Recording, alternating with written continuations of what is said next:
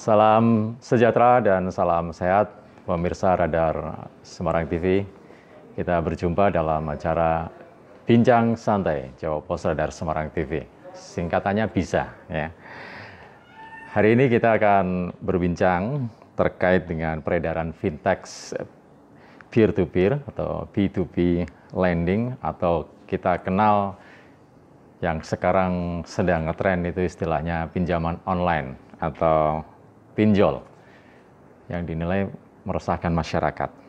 Pemerintah dan penegak hukum melakukan berbagai upaya untuk memberantas peredaran pinjol ilegal ini.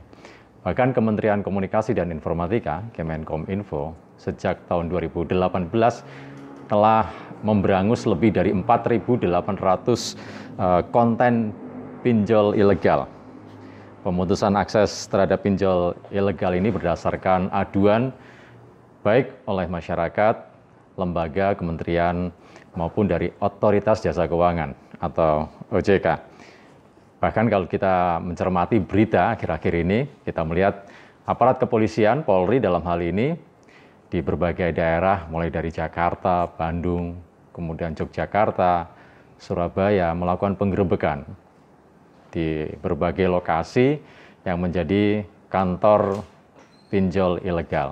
Sejumlah tersangka juga sudah diamankan oleh aparat kepolisian untuk mempertanggungjawabkan di depan penegak hukum. Nah, di Bisa Jawa Pos Radar Semarang TV kita akan ngobrol dengan seseorang yang berkompeten untuk kita ajak berbincang tentunya dengan masalah ini. Beliau punya latar belakang sebagai seorang praktisi hukum, tepatnya lawyer. Beliau juga mantan anggota DPRD Provinsi Jawa Tengah dan juga pernah menjabat sebagai anggota DPR RI periode 2009-2014. Dan sekarang beliau aktif sebagai seorang bankir yang sibuk di perusahaannya sebagai pemegang saham pengendali sekaligus komisaris utama BPR Arto Moro Semarang. Saya sapa Bapak Dr. Haji Subiyakto, SH MHMM. Pak Biyakto, apa kabar? Baik, kabar baik. Sehat Pak ya? Sehat, amin, amin. Ini resepnya apa Pak? Selalu segar, sehat ini. Naik turun tangga tanpa lift ini Pak ya? Enggak Mas, kita Mas, olahraga ya, Mas. Olahraga, olahraganya apa nih Pak? Oh ya, macam-macam, renang, fitness. Ya, jadi memang kebutuhan itu. Bagi kami olahraga merupakan kebutuhan, seperti orang makan atau seperti orang gosok gigi. Dan itu kalau ditinggalkan terasa nggak enak, maka kita harus selalu fit Mas. Ya, ini kalau boleh tahu berapa kali seminggu olahraga aktif atau tiap hari? Tiap hari, kalau kadang-kadang kalau kita lagi ya 2 hari break gitu, terus berikutnya olahraga terus. Ini manfaatnya selama pandemi aman ya Pak? Wah, sangat luar biasa Mas, olahraga di rumah saja cukup. Ya, dengan menggunakan alat-alat yang ada gitu. Selain olahraga, kegiatan pandemi apa Pak kemarin ini Pak? Ya, kita paling di kantor Mas. Di kantor nggak pernah keluar, mengendalikan bagaimana perusahaan bisa jalan. Ya, situasi pandemi ini memang sangat memukul dari semua sektor. Ya, tidak terkecuali sektor perbankan juga akan ada dampaknya. Tapi sebenarnya nggak begitu signifikan sih kalau perbankan. Jadi yang kasihan itu justru yang retail yang semacam kayak rumah makan, hotel, itu tempat wisata. Ya, wisata itu drastis betul. Tapi kalau perbankan ya tetap berdampak sih. Kita kalau ada dampak tidak begitu mengganggu sekali lah. Pak, ngomong-ngomong ini kita ngobrol di kantor barunya BPR Arto Moro. Wah, luar biasa ini Pak gedungnya Pak ya. Lantai berapa ini Pak? Ini 9 lantai Mas. 9 lantai? Iya. Di area luasnya 4.500 meter. 4.500. Dengan area luas. Nah, di situ nanti sudah ada fasilitas ya untuk fitness, untuk kegiatan-kegiatan olahraga, semacam seni musik. Jadi memang kita harus bikin enjoy karyawan. Ini khusus untuk karyawan dan nasabah atau bisa diakses umum? Karyawan. Nah, kalau nasabah mau menggunakan fasilitas, boleh. Tapi prinsipnya memang awalnya untuk karyawan. Wah, ini berarti agak tertutup ini peluang saya untuk ikut nge-gym di sini. Enggak, bisa boleh Mas. Orang luar boleh. Nanti ada PT-nya, ada instrukturnya. Oh, jadi tidak sekedar nge-gym tapi ada instrukturnya. Jadi nggak hanya sekedar angkat-angkat gitu, harus benar ya. Itu bahaya, bisa cedera nanti. Betul, karena yang diangkat bebannya itu nggak cuma 2 kilo, 3 kilo. Iya, betul. Minimal 2,5 kilo ya Pak. Iya, betul. Mas Subiakto ini kalau boleh tahu ini Pak, ini BPR Arto Moro ini luar biasa pesat, mampu membangun gedung 9 lantai yang sangat megah di kawasan Sambiroto ini Pak. Iya, ya. betul. BPR Arto Moro itu slogannya itu terpercaya, profesional dan terpercaya ya Pak. Betul. Bisa disampaikan Pak. Jadi begini, maksudnya apa ini Pak? Ya maksud begini ya. Perusahaan bank itu kan jasa. Ya. Bagaimana jasa ini harus dipercaya masyarakat. Betul. Tanpa dipercaya nggak akan bisa jalan Mas. Nah, kenapa bisa dipercaya? Harus profesional. Ya, aturan-aturan harus kita tegakkan, SOP dari OJK harus kita patuhi. Ini merupakan resep utama. Maka saya tekankan pada seluruh jajaran direksi, karyawan untuk disiplin itu harus dan pelayanan utama. Ini menjadi utama prioritas kita, Mas. Disiplin itu tidak hanya disiplin waktu ya Pak ya? Semuanya. Semuanya ya. Disiplin terhadap aturan-aturan, regulasi harus disiplin. Tidak boleh kalau melanggar ya sudah. Kita harus di out.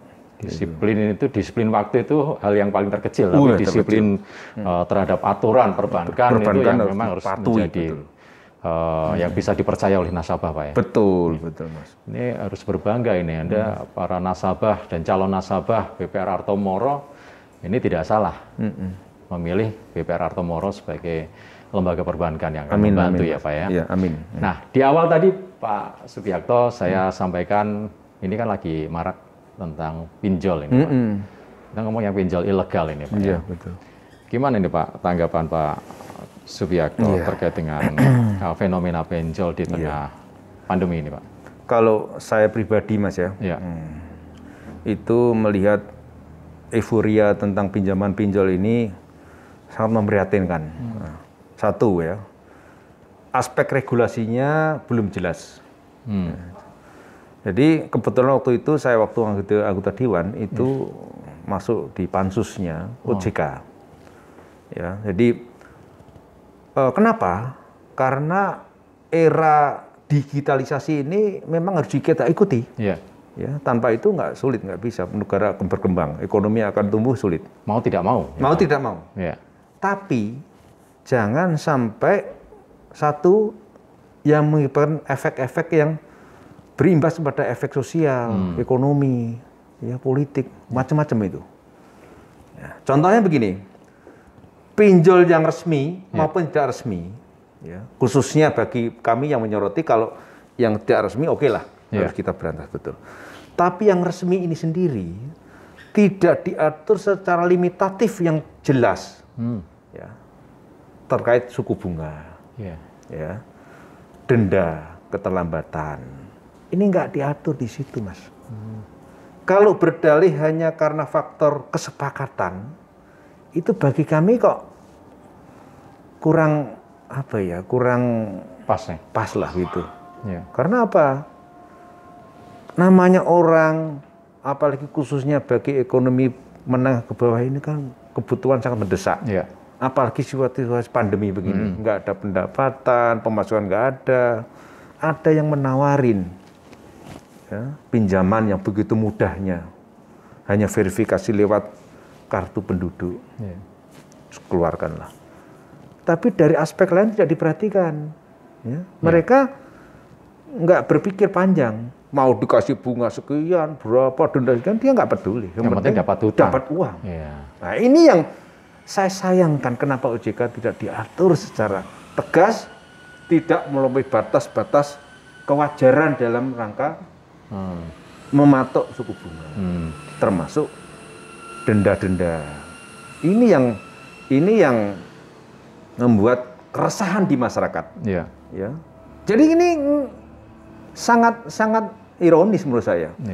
Ya, dengan keluarnya undang-undang perbankan itu kan tujuannya untuk memberantas para rentenir, ya, yang liar ke pasar-pasar dengan bunga yang tinggi, akhirnya menjerat si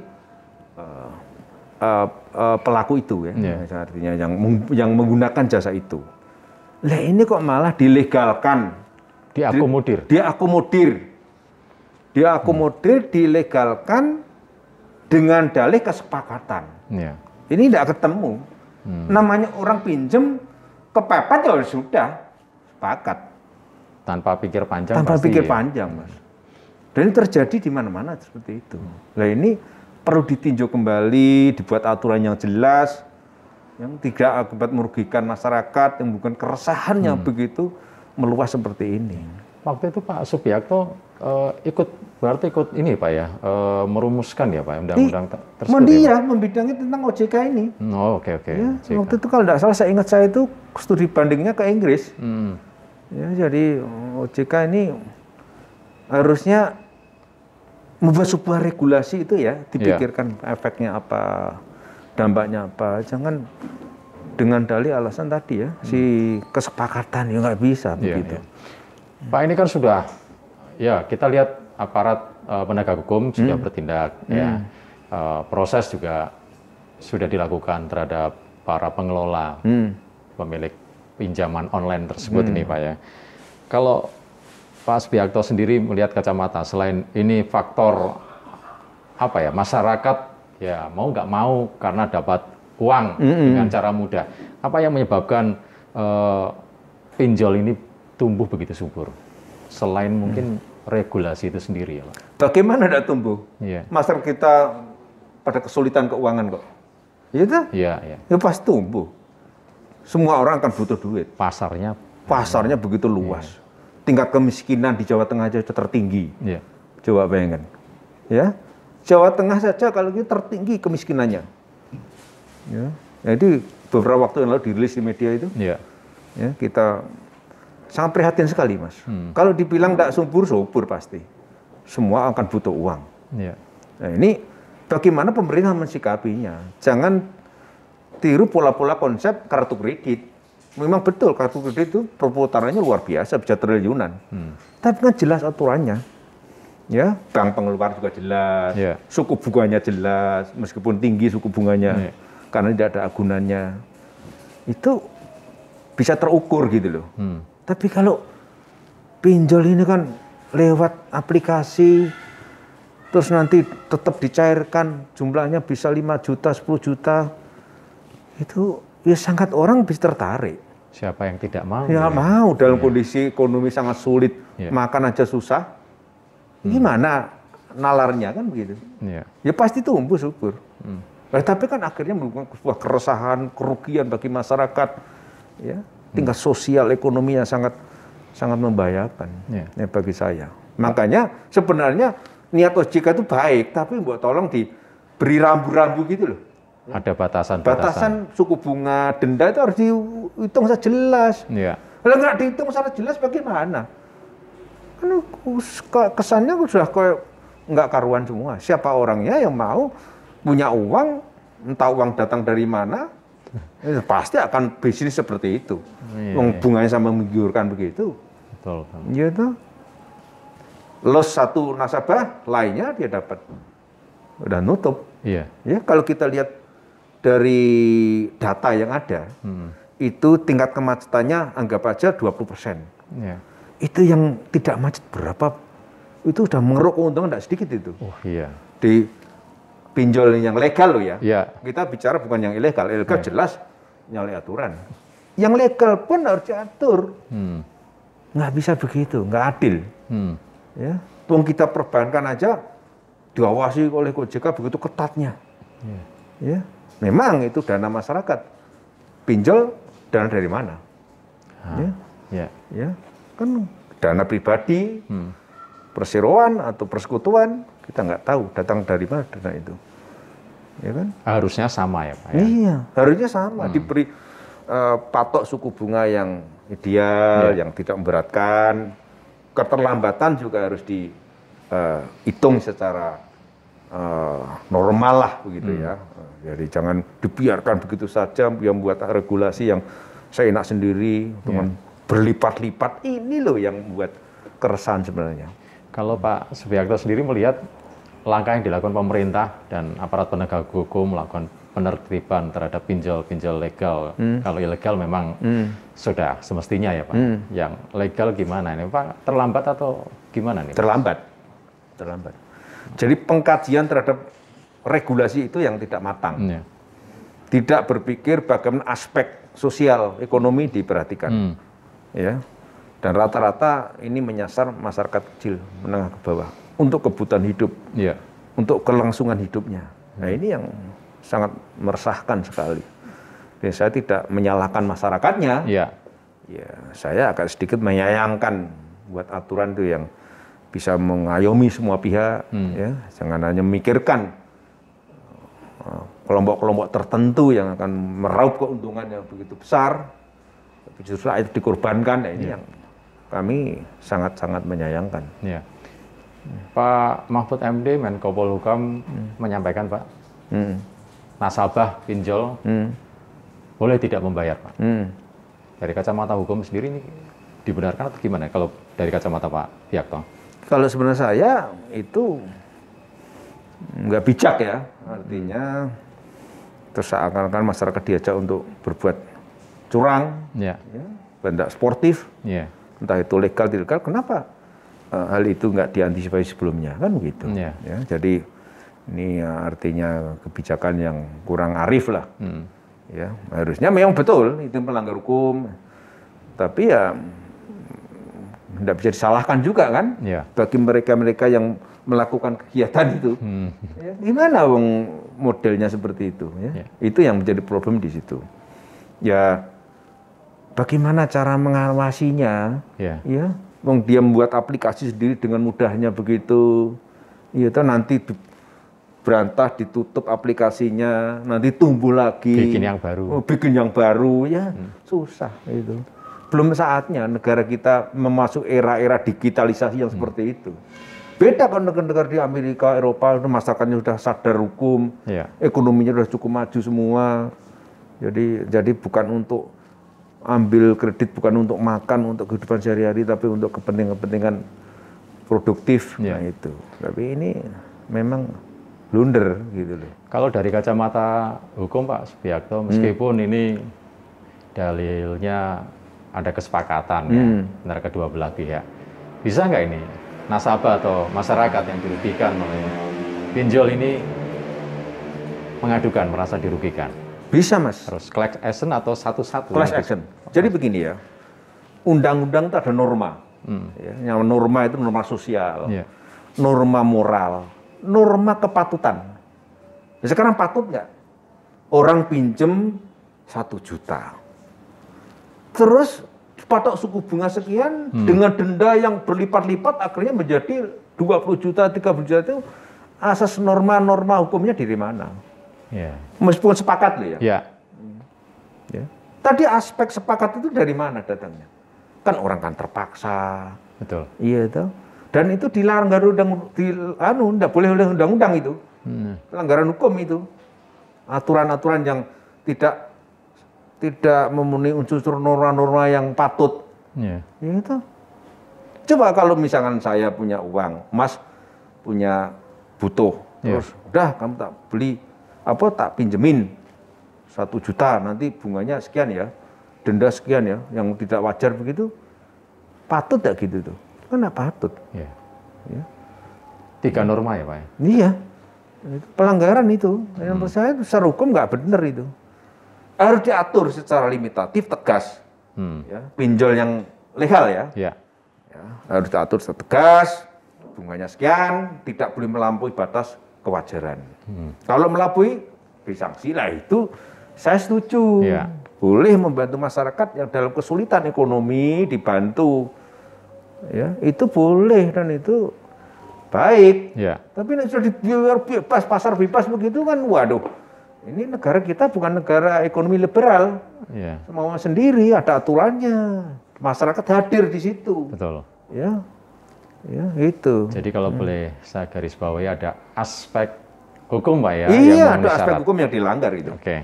Iya. Yang ini bisa menjadi celah bagi masyarakat ya Pak ya. untuk melakukan class action.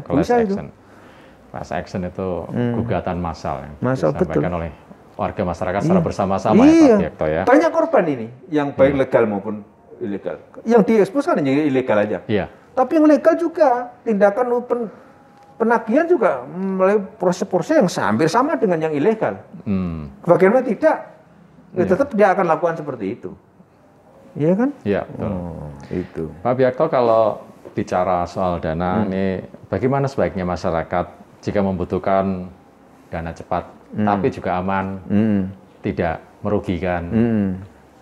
Ada tipsnya, Pak? Iya, saya himbau masyarakat datanglah ke bank-bank resmi, ya, baik itu BPR atau koperasi yang jelas, ya, aturan bunganya, suku bunga jelas, dendanya jelas, udah diatur yang sedemikian rigidnya sehingga tidak merugikan. Ya, kalau terus mereka butuh keuangan datang ke tempat itu, ya menurut saya nggak pas. Kecuali betul tadi diatur yang secara tegas tadi, sehingga ada hak dan kewajiban.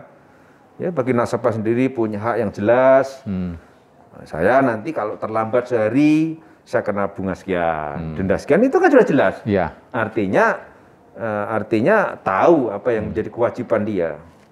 Tapi kalau udah bunga tinggi begitu, saya rasa pada saat mengisi aplikasi pun tidak diterangkan. Kamu bunganya sekian, tahu-tahu data tagihan yang membengkak seperti itu. Itu kan menjerat namanya. Kalau BPR atau lembaga perbankan resmi dengan aturan-aturannya yang rigid itu bukan berarti untuk menyulitkan masyarakat ya Pak ya? Bukan. Justru untuk mendidik. Mendidik dia, kita bahwa semua ada aturannya, tidak, ya, artinya demi kebaikan bersama. Baik yang butuhkan dan lembaga intermediasi bank ini ya bisa ketemu. Ya, jadi dan tidak sedikit para pelaku UMKM ini yang dibantu oleh BPR. Ya, yang tadinya tidak punya modal untuk usaha, kita bisa bantu dari sisi modal, ya bisa tumbuh berkembang. Banyak pedagang-pedagang kecil itu. Bisa disampaikan ini Pak, bantuan permodalan yang sudah atau selama ini diberikan oleh BPR Artomoro kepada para pelaku UMKM. Ini kan ujung tombaknya ekonomi masyarakat. Ya, betul, banyak Mas. Ini seperti pedagang kecil, ini kita lebih menyasar ke UMKM. Karena memang UMKM itu sebenarnya kalau dikelola secara benar, itu sangat potensi yang sangat luar biasa. Dan bank ini kan juga tidak sekedar hanya memberi kredit Mas. Jadi lebih banyak aspek juga memberikan edukasi. Jadi edukasi itu apa? Apa yang kamu jalankan bisnisnya, kita pantau, kita berikan pendampingan supaya kamu bisnisnya benar. Seperti kayak banyak yang kita beri kredit para pelaku-pelaku pengembang itu, rumah murah ya dengan DP yang ringan, itu banyak kita biayai Mas. Ya, bagi sampai ke Pemalang, kemana. Ya, terus itu sudah merambah berapa kota, Pak? Sudah sampai Solo, seluruh Jawa Tengah. Seluruh Jawa Tengah hampir semua. Yang butuhkan karena kita memang firmnya di situ, ya. Dari total nasabahnya BPR Artomoro yang pelaku UMKM itu ada berapa persen dominasi? Wah, bisa 70% Mas, UMKM semua. Yang lainnya bagi produktif yang sifatnya seperti kayak pengembangan usaha yang besar, ya seperti tadi ke perumahan itu masuk produktif, itu sudah levelnya sudah di atas karena kreditnya di atas 2 miliar, 3 miliar, 4 miliar, nah itu sudah mulai dan itu menggeliat. Kalau boleh tahu berapa Pak perputaran modal yang sudah dikucurkan oleh BPR Artomoro? Nah begini, kita sekarang aset kita itu hampir 500 ya. 500 miliar. Jadi untuk tahun depan target kita 511, kita sudah tercapai 500-an lah. Jadi dan untuk periode 2022 nanti akhir kita harus tumbuh menjadi 750 miliar. 2023 akhir kita sudah 1 triliun. Ini makanya pertumbuhan Artomoro ini karena didukung dengan infrastruktur sumber daya manusia, yang tangguh, yang profesional dan terpercaya tadi. Insya Allah semua berjalan dengan normal. NPL kita juga di bawah 5, ya berada 3, ya, maksimal 4. Ini ya sebenarnya semua tergantung pengelolaan, ya, pengelolaan, kesungguhan, keseriusan, komitmen itu yang penting. Ini yang membuat BPR Artomoro terus bertumbuh. Tumbuh, ya. Berdiri tahun berapa sih, Pak? Sebenarnya belum lama, tahun 98. 98, pas reformasi. Reformasi. Iya. 2008, Mas. Oh, 2000, wah, malah lebih muda lagi, Pak ya. 2008 ya, Yeah. 2008, maaf. Jadi pertama-tama berdiri ini tahun 2015 itu kan saya tinggal di Jakarta, Yeah. saya di anggota Dewan. Nah, 2015 saya break, terus 2016 saya terjun, saya tangani, saya serius. Waktu itu aset kita baru 20 miliar. Yeah. Kredit bermasalah hampir 16 miliar. Ya, terus kita rombak strukturnya, organisasinya, kita benahi, kita harus memperbaiki mana yang tidak baik. Yeah. Di samping itu harus kita tumbuh. Nah, insya Allah akhirnya kita bisa tumbuh sampai sekarang ini, bisa melampaui BPR yang sudah usia sudah di atas kita. Yeah. Dan kita targetkan nanti akhir 2000 ya pertengahan awal 2022 lah. Yeah. 22 ini kita sudah masuk in the best perbankan di Jawa Tengah. Oh. Ini sudah mulai dari ranking 40 pertama itu sekarang sudah menjadi ranking 4 atau 5, terus nanti 5 besar. 5 besar. Terus nanti untuk 2022 ini sudah menjadi 2023 dua ranking pertama. Wah, Itu target kita begitu. dari awal karyawan pertama dulu berapa, sekarang berapa? Sedikit Mas, cuman 10 gitu. 10. Ya, sekarang sudah 150-an. 150. Dan itu kalau menurut teori perbankan, Iya. sangat efisien kita dari karyawan. Iya. Dengan aset yang sama, misalkan ya, BPR yang aset 500 miliar gitu ya, Iya. itu karyawan bisa 300-400 Mas.